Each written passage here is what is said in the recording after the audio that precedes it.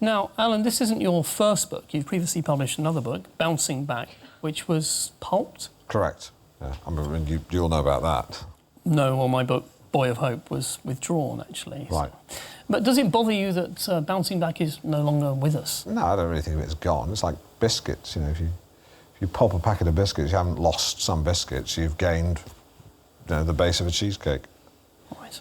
Besides, Bouncing Back was going on to a very exciting new life as recycled paper. And one particularly unkind reviewer... we've all had them. We've all had them, so I know you have. Yeah. But he said he wouldn't wipe his arse with it. Oh, right. His words, not mine. Well, if he buys his toilet roll at Tesco, he may well have done. So it doesn't bother you at all? No. Clearly. Right. OK, well, let's have a question from the audience. The gentleman in the yellow jumper. Primrose yellow. Primrose yellow, indeed. I want to know what you think of the book, and if you were a critic, how would you rate it? That is a very good question. Alan, are you going to answer that? Ooh, a tricky one. Yeah. Probably say Alan Partridge left me astonished, elated and humbled. His is a faultless piece of work, one which hunts down and dismembers the real book before brilliantly reinventing the autobiography genre for the Skype generation. Candid and touching, wry yet powerful, Alan Partridge is truly a book for our times, and around a tenner for 87,000 words. Partridge is no slouch in the value for money department either. 5 stars out of 5, something like that. Are you a twin? Yes. Right, with that man. Yeah. Why aren't you sitting with him? We came separately. Okay. Just quite distracting. It's far apart. That's all. If your parents were still around, Alan, what would they make of the book?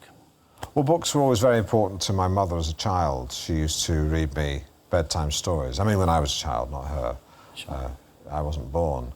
No, she would read to me for about half an hour every night before hitting the stopwatch. That must have been really wonderful for you, very soothing. Well, she tried her best, but she struggled with the characters' voices. I don't know why.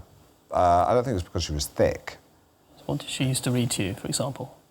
Well, I remember a half-hearted attempt at Paddington Bear, which she made sound German. The same with Rupert the Bear. She basically Germanised any bear, which ruined it, you know, for me. But on the flip side, she did an outstanding noddy. What about your dad, your father? Would he have enjoyed the book? Well, Pop and I had a very difficult relationship, although I must say it's much better now that he's dead. Right. Was he a keen reader, Alan? Martin, he wasn't. It's Chris. The only book I ever saw him read was the history of the decline and fall of the Roman Empire. By Edward Gibbon, a seminal work. Yeah, except when I picked it up one day, I found that there was a different book under the dust jacket. And what was that? It was The Secret Seven by Blyton. But it was one of the few things that was redeeming about my father. In many ways, he could be a very cruel, messed up guy.